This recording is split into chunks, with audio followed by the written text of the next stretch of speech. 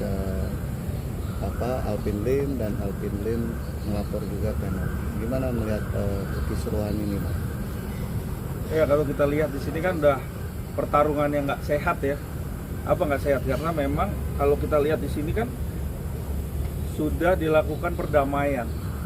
Kata-kata perdamaian ini kan udah saling tidak menuntut, saling duduk bareng dan sama-sama mempunyai hak dan kewajibannya masing-masing. Artinya di sini sudah terbentuklah yang namanya suatu restoratif justice ya. Nah ini di mana sudah disaksikan juga oleh Kemensos kan. Nah ini mencederai adanya perdamaian ini. Kalau kita lihat di sini kita menganalogikan ya bahwa adanya satu kepentingan di dua belah pihak. Yang satu ada lawyer baru tiba-tiba memberikan lontaran-lontaran ujaran-ujaran yang sifatnya adalah berimpact kepada pihak-pihak yang dilontarkan pembicaraan, sehingga ini berdampak yang cukup membuat resah ya, membuat tidak enak ya. Dan akhirnya juga yang pihak yang sebelah itu melaporkan juga dengan adanya undang-undang ITE. Nah, ini kan pertarungan yang saya lihat di sini adalah dua belah pihak ini saling mempunyai ego dan kepentingannya untuk bisa mempertahankan atau memberikan satu efek jerah kepada masing-masing kan, seperti itu. Awalnya kan Renopi sendiri berlapang dada ya, artinya bersabar gitu dengan serangan-serangan, dan ini titik dari kejenuhan seorang Renopi akhirnya memberanikan untuk membuat sebuah laporan atau lapor balik. Gimana menanggapinya? Apakah ya tentunya karena tidak nyaman ya, seseorang diserang lah pribadinya ya dengan lontaran-lontaran, bahkan juga adanya satu ujaran ya yang sifatnya berdampak. Tentunya kan ini kan juga harus dipertanggungjawabkan. Nah apabila nanti proses ini berjalan, apa yang dilontarkan juga harus mempertanggungjawabkan, seperti itu.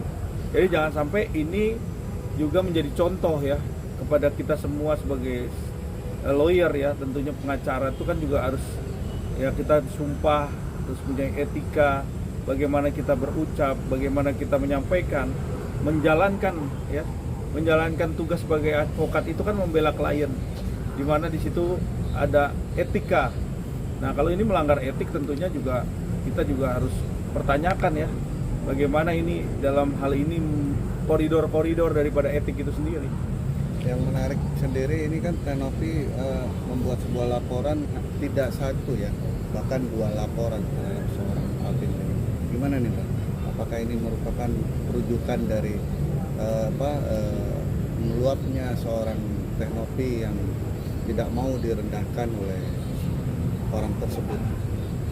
Ya semua orang ya, tentunya bukan Novi aja, semua orang yang harga dirinya diinjak-injak, bahkan juga sampai dengan berdampak ya, terus ke anaknya, terus akhirnya juga impactnya kepada dirinya sendiri ya. Tentunya ini juga orang berhak untuk bisa melaporkan itu. Nah kalau ini juga ternyata juga tidak benar, maka yang melontarkan juga harus dipertanggungjawabkan. Bang, tapi abang sebagai praktisi hukum melihatnya fatal nggak sih apa yang dilontarkan oleh saudara abang nih Alvin Lim, maksud sesama pengacara? Abang melihatnya seperti apa? Fatal nggak? Ya kalau kita lihat di sini bagaimana cara melontarkan segala sesuatu omongan ya ataupun pernyataan, ini kan juga diatur kan, bagaimana kita bisa memberikan satu informasi. Kalau itu juga masih samar, masih belum pasti, belum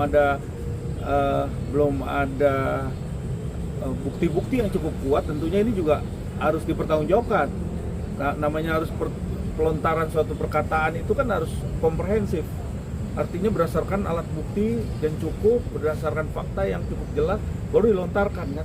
Dan itu juga dilontarkan juga harus ada kamarnya atau ada koridor-koridornya, bagaimana kita menyampaikan itu. Kalau memang itu melanggar hukum ya laporkan ke pihak kepolisian, tentunya kan gitu. Jangan sampai ini berdampak juga, pelontaran ini berdampak sehingga timbul laporan. Artinya ini kan harus sekarang ada terjadi pembuktian kan, ya Bang? Harus ada pembuktian ya? Ya harus ada, semua tuh bicara itu harus bukti yang kuat. Jangan sampai ini bicaranya A terus nggak ada buktinya, ini kan juga cukup sulit untuk dibuktikan. Oke Bang, artinya walaupun seseorang mempunyai bukti bahwa seseorang ada aib kejahatan, itu emang boleh dilontarkan tanpa tempat yang sesuai tadi abang bilang ada kamarnya gitu, maksudnya boleh nggak sih misalkan kayak Alvin Lim ini dia bilang begitu meskipun dia punya bukti, boleh nggak sih bilang begitu di publik? Ya tentunya begini, kalau segala sesuatu berdasarkan fakta bukti dan itu bisa dipertanggungjawabkan, ya ibaratnya ini kan konsumsi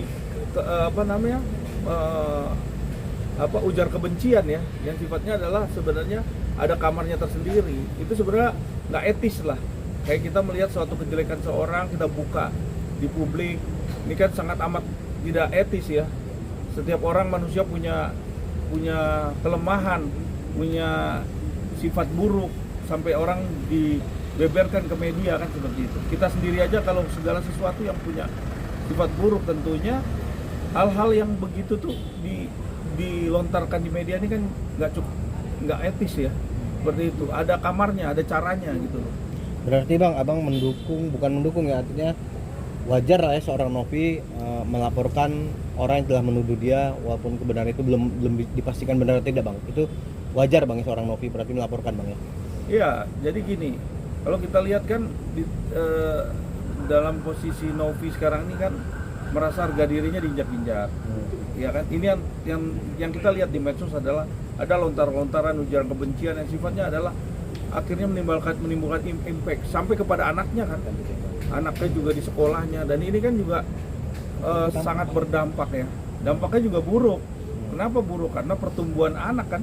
Anak di situ jadi perundungan, anak itu jadi diejek, diolok-olok. Kan ini kan bentuk daripada sebab akibat. Sebabnya karena apa?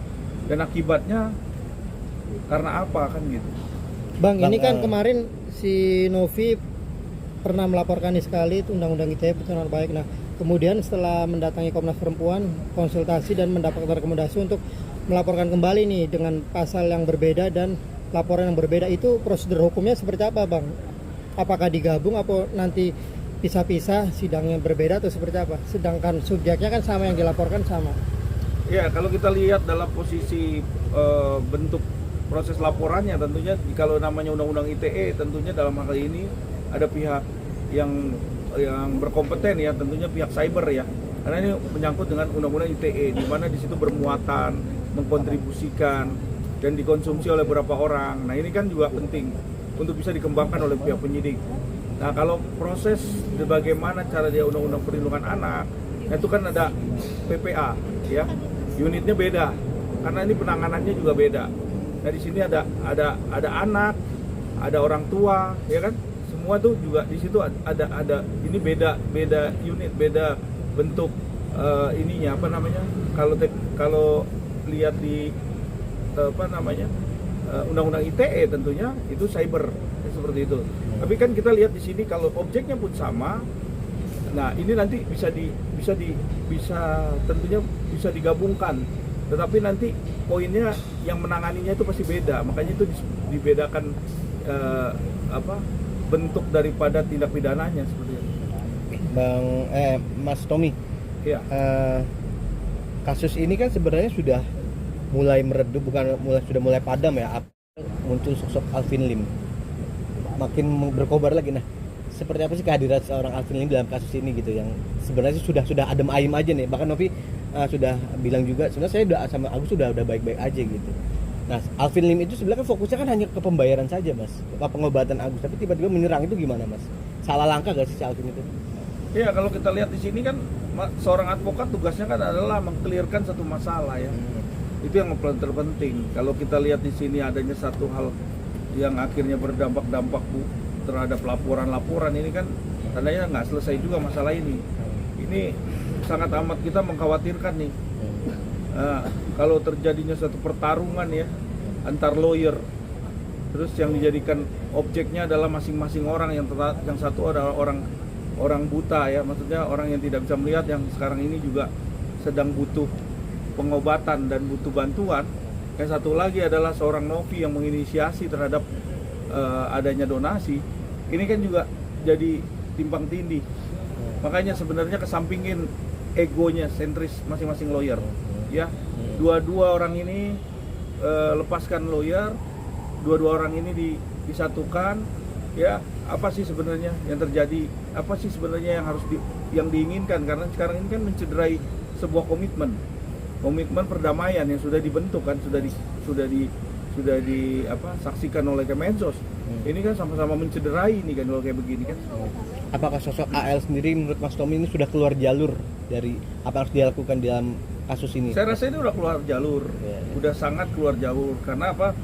Karena ini apa ya, semacam satu hal yang nggak perlu juga kita melakukan itu. Kalaupun ada suatu hal yang sifatnya pribadi, silakan aja di luar daripada proses perdamaian itu. Jangan menunggangi dalam posisi ada kuasa, terus sebagai lawyer, undang-undang advokat, terus dia bisa melontarkan hal-hal sehingga menyerang pribadi kan. Ini kan kalau kita lihat kan menyerang pribadi. Dalam hal ini tentunya pihak polisi ini yang sekarang kerja keras untuk bisa sama-sama mendudukan dua orang ini bisa selesai lah. Karena ini posisi ini udah selesai sebenarnya. Kalau ada pribadi silakan di luar daripada predikat problem ya. Itu yang harus kita jalankan. Oke, sebagai pengamat hukum juga, apa solusi terbaik Mas dari konflik antara Novi dan Agus dan juga AL ini Mas? Solusi terbaiknya ya kita harus duduk, lepaskan dulu lawyer, kesampingkan, biarkan kalau memang itu terjadi adanya satu hubungan hubungan hukum terhadap adanya pencemaran nama baik, undang-undang ITE dan lain-lain, itu biarkan saja karena memang itu sifatnya adalah pribadi.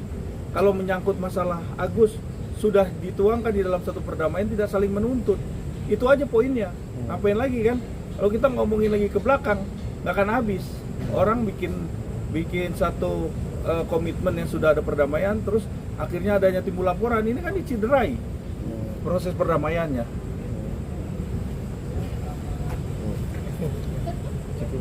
Bang, tadi kan pas laporan yang kedua Novi Pratiwi memasukkan undang-undang TPKS, artinya PPKS. ya TPKS itu undang-undang pelecehan seksual. Itu mungkin boleh jelaskan Bang sebagai praksi hukum itu di mana letak, artinya unsur pelecehan seksual itu kan melalui media sosial.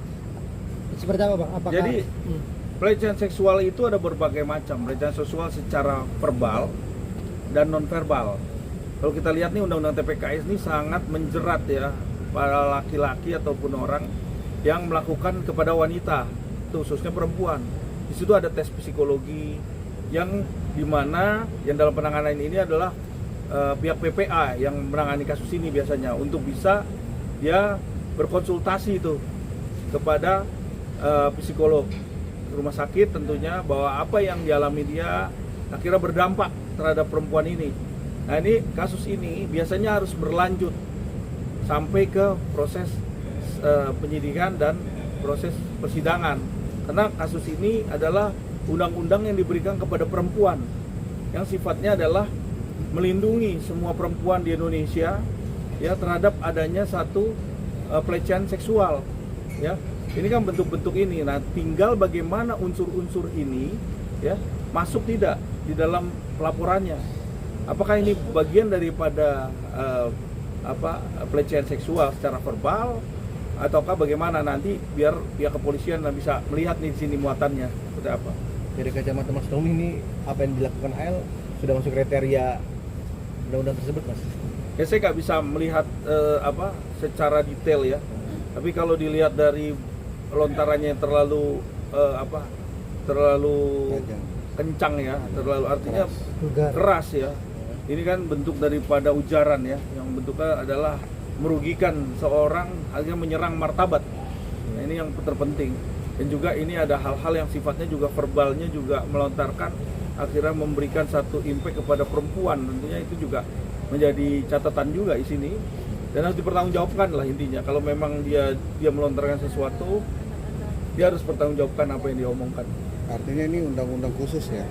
Iya, undang-undang khusus, ancaman hukumannya di atas 5 tahun TPKS.